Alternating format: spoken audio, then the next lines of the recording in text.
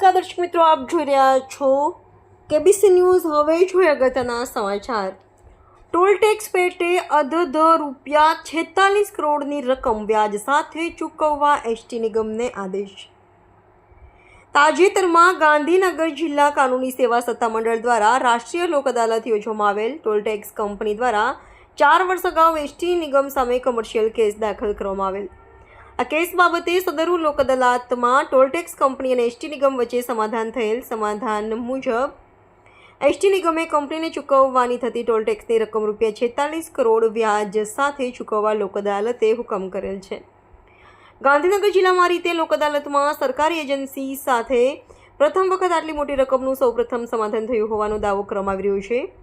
ST નિગમ અવારનવાર જુદી જુદી બાબતોના કોર્ટ કેસ કરી હારી જતું હોય છે અને કરોડો રૂપિયાનું એસટીની તિજોરીમાંથી નિયમિત ચૂકવણું થતું હોય છે, જેની ચર્ચા અખબારોમાં, યુનિયનોમાં કે કર્મચારીઓમાં ભાગ્યે જ થતી હોય છે।